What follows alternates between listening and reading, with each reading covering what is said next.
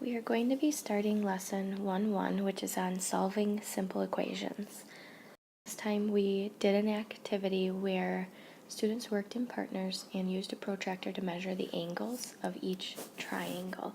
So when they worked on triangle A, they set up their protractor and they figured out that angle A was 60 degrees, angle B was 60 degrees, and angle C was 60 degrees. When they went on to triangle B, they noticed that angle A ended up being a right angle, which is 90 degrees. And then, that's just not working there. And then angles C and B were the same. They were both 45 degrees. On triangle C, we noticed that angle A was 120 degrees, angle B was 30 degrees, and so was angle C. Moving on to triangle D, we noticed that angle A was 30 degrees, angle B was 60 degrees, which made angle C 90 degrees, which was a right angle. We took all of that information to the table here so that we could see the results of the sum of all three of the angles. So let me just fill out the information that we had in class.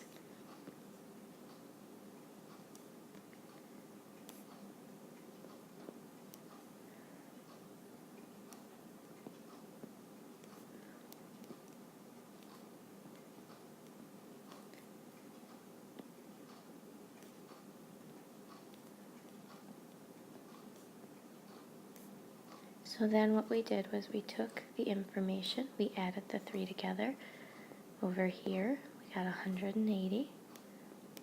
For B, we got 180. I should use my label of degrees. For C, we got 180. And for D, we also got 180 degrees. As we were doing that, every column had a sum of 180 degrees. So we were asked to make a conclusion about the sum of the angles of a triangle. And we said that the sum of the angles of a triangle always added up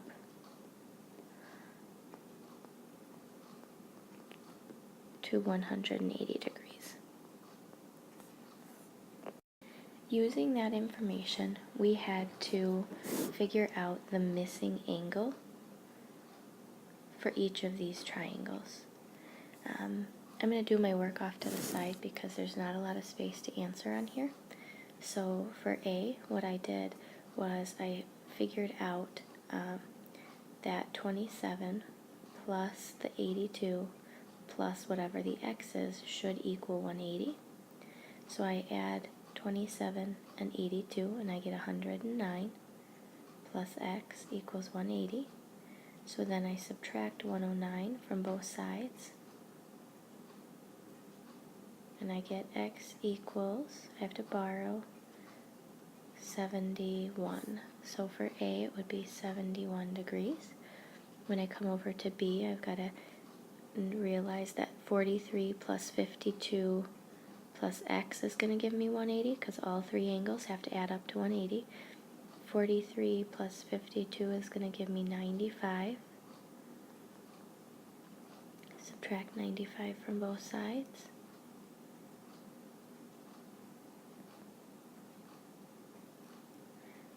And I get 85.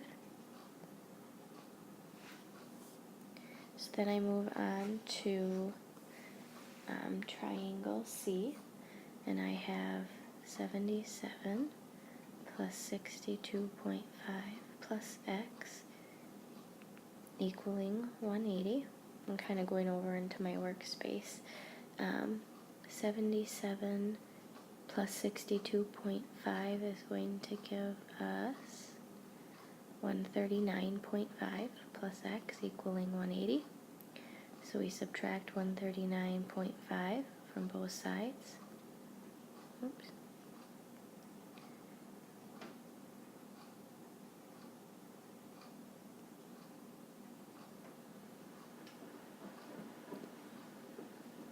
We get x equals 40.5 degrees. So then we go to triangle D, and I realize that I kind of used my workspace here. So we have 33.4 plus 51.3 plus x equaling 180. We've got 0.7, let's see here, 84.7. We subtract 84.7 from both sides.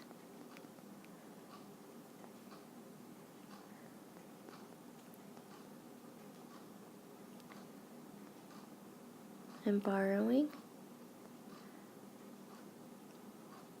and I get 95.3 degrees. So what we ended up realizing is that if we know two of the angles, we are able to find that third angle by subtracting from 180 degrees. So that takes us back to the whole idea of solving simple equations. So remember, what we have to do is we have to look to the side that contains our variable. In this case, it's the left side. We ask ourselves what's connected to it. There's a minus 7, so to undo that, we're going to add 7 to both sides. So x is going to equal negative 6 plus 7 would give me 1. If you wanted to check your work, you could plug back in. 1 minus 7, or 1 plus a negative 7, does give us a negative 6. On the next one, we've got a plus 3.4 connected to our x, so we have to subtract 3.4. And with this one, since they're different signs, we subtract them. We take the bigger minus the smaller. And we get 2.9, but we took away more than we had, so it's going to be a negative 2.9. If we plugged in, negative 2.9 plus 3.4 does give us 0.5. Now this one looks very complicated, however I want you to realize that we've already talked about like terms, so we should understand what types of things can be combined together. And try not to overthink it. So when I look here, what's connected to my h is 2 pi, that's the pi symbol. So in order to get rid of that plus 2 pi, I'm going to subtract 2 pi. So I've got h left over here, and 3 pi minus 2 pi would be, you could write it as 1 pi or just pi. Or if you wanted to get technical, you could do 3.141592653589793 and so on. So then in class I gave everybody an opportunity to solve a couple of equations on their own. So here we should have subtracted 2 from both sides. Now be careful because we have negative 5 minus 2. So we end up getting b equaling negative 7. If we checked, negative 7 plus 2 does equal negative 5. Here we had to add 1.7 to both sides. Since they're different signs, we actually end up subtracting them.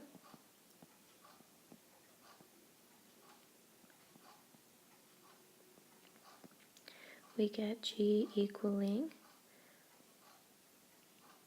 0.8. 0.8 minus 1.7 does equal negative 0.9. Now this one, our variable's on the right hand side, which doesn't matter, but we have to ask ourselves what's connected, and it's a plus 3. So we subtract 3 from both sides, and we get k equaling a negative 6. If I checked, I'd have negative 6 plus 3 does equal negative 3. Okay, so then on your own, what we decided to do was look over here, see what's connected to our variable. It's a minus pi, so we're going to add pi to both sides. Don't overthink it. Pi plus pi would just be 2 pi. And if we checked, 2 pi minus 1 pi does equal 1 pi. Now you had one of these on your checkups, and we want to make sure we're remembering how the fraction is connected to the variable. It's connected by subtraction, so to get rid of it, we do addition. So we get t equals 4/4 or 1. If we checked, 4/4 minus 1/4 is 3/4. And the next one, we look to see what's connected to our z. It's a positive 5.6. To get rid of it, we subtract 5.6. We get z equals, since they're the same signs, we combine them together, negative 13.6. 5.6 plus negative 13.6 equals negative 8. These next couple problems are solving multiplication or division equations. To undo multiplication, because these two, since they're right next to each other, are connected by multiplication, we have to divide on both sides. And in this case, x equals a negative 2. If we checked, 6 times negative 2 does give us negative 12. The next one, we have to divide by 0.5 because it's, again, connected by multiplication. I put the line through these two because 0.5 over 0.5 is 1, and on the left-hand side, 6 over 6 is 1, and we essentially want 1x. So we have x equals, and 5 divided by 0.5 is going to give us 10.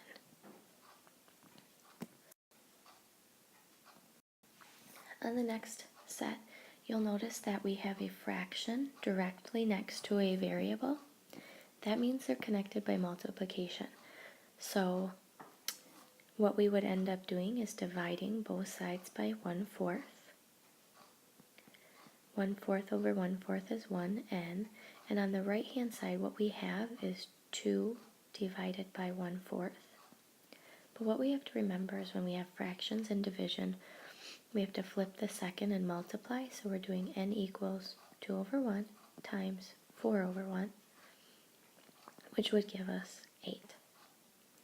Essentially, what I told you in class is that you could multiply by the reciprocal right off the bat, because that would end up canceling off our fraction, and that would still give us the same answer. So let's try that technique on D. I'm going to multiply by the reciprocal because when we divide, we have to flip the second and multiply. So these cancel off because they equal 1, x, and I'm going to make this a fraction, make it 3 over 1. 3 times 4, 12. 1 times 3, 3. Our final answer would be x equals 4. If I were to plug back in, 3/4 times 4, or 4 over 1, equals 3. That would give us 12 over 4, which is 3. The next one, our variable is x, so we have to see what's connected to our x, and over here it's a pi. Since it's right next to our variable, it's connected by multiplication. We undo that with division. So I'm dividing both sides by pi. Pi over pi is 1. 1x equals pi over pi is 1, so I just have that 3 left over. X equals 3. And pi times 3 is 3 pi. So it checks out.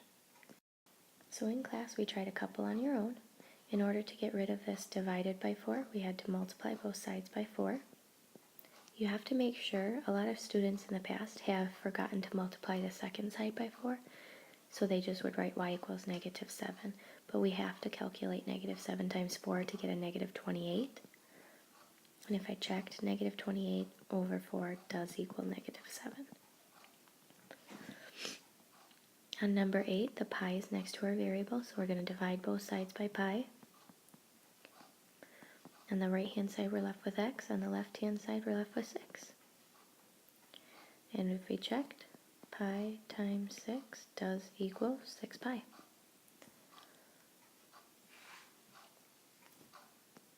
On number 9, you're going to notice that we have 0.09 connected to our w by multiplication, so we undo that with division. We divide both sides by 0.09, and we get w equals, it ends up being 20. Because Another way to look at this would be if I have to get rid of our decimals. If I move this 2 places to the right, I have to move this decimal 2 places to the right, which would make it 180 over 9. Well, 18 over 9 is 2, and we still have our 0. If we were to check, 0.09 times 20 would give us 1.8, times 2 would give us 0.18, and then the 0 moves it one more place, which is correct. Identifying the solution of the equation. So it says what value of k makes the equation true. So we have a couple options here. 1, we could solve, or 2, we can plug in. So let's try plugging in. So if I had this, it would be negative 15 plus 4 divided by 0.2 equaling 5. If I had this one, it would be negative 5 plus 4 divided by 0.2 equaling 5. Negative 3 plus 4 divided by 0.2 equals 5. And 1.5 plus 4 divided by 0.2 equals 5. With all of these equations, we would have to do the division before we add, and in all cases they have the same thing, 4 divided by 0.2, and that gives us 20. So then I just have to check, what's negative 15 plus 20? What's negative 5 plus 20? What's negative 3 plus 20? And what's 1.5 plus 20? In this case, the first one gives us a positive 5, which is what we were looking for, so I can stop. If you wanted to check to make sure, here this would give us 15 for an answer, which we wanted 5. This would give us 17, and this would give us 21.5. So we know this one, and this one won't work. This next problem requires you to basically translate English to math. So you want to read the information, make sure you're looking at the picture to create your equation. So this one says the melting point of a solid is the temperature at which the solid becomes a liquid. So this one says some important information. The melting point of bromine is 1/30 of the melting point of nitrogen. I broke it up into different sections because that's representing different things with math. The melting point of bromine can be found down here. We are being asked to write and solve an equation to find the melting point of nitrogen. So that, the melting point of nitrogen, would be something that we do not know yet. That could be our variable. So the melting point of bromine is -7. Is in math means equals. 1/30 of in math means to multiply. And the melting point of nitrogen we do not know. So you could write it this way, or you could write 1/30 N equals -7. Since we have that fraction next to our variable, we're going to multiply by the reciprocal.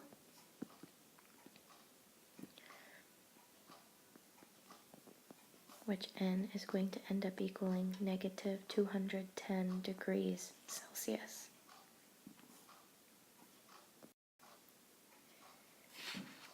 On these next equations, you have to be careful because there's something that you have to do before you can solve. You'll notice that we have division before our subtraction, and we have to complete that first. So this one, to reduce, p minus 8 divided by 1/2 is going to be 16, equaling -3, and then we can go through and solve. So we can add 16 to both sides.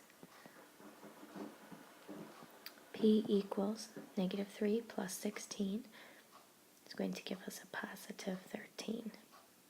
If we were to check our work, 13 minus, we said that was 16, does give us -3. Now in here, it's throwing in an absolute value, and an absolute value is the distance from 0. So essentially this is asking us how far away is -10 on the number line from 0. It is 10 units away, So we can rewrite this as q plus 10 equals 2. To get the q by itself, we're going to subtract 10 from each side. We get q equals negative 8. So this would be negative 8 plus the absolute value of negative 10 equaling 2. Well, the absolute value of negative 10 is 10, so we're actually doing negative 8 plus 10, and that does equal 2. So now we had one on your own that says the melting point of mercury is about 1/4 of the melting point of krypton, and it tells us that the melting point of mercury is negative 39 degrees, and we want to write and solve an equation to find the melting point of krypton, which is what we don't know, so that'll be our variable. Maybe we'll call it K. So it says the melting point of mercury, which we have down here is negative 39 degrees, is, in math, means equals, about 1/4 of, in math, means to multiply, the melting point of krypton. So here we have our equation. You can rewrite it so that this is on the right, on the side that you prefer. We would have to solve by multiplying by the reciprocal.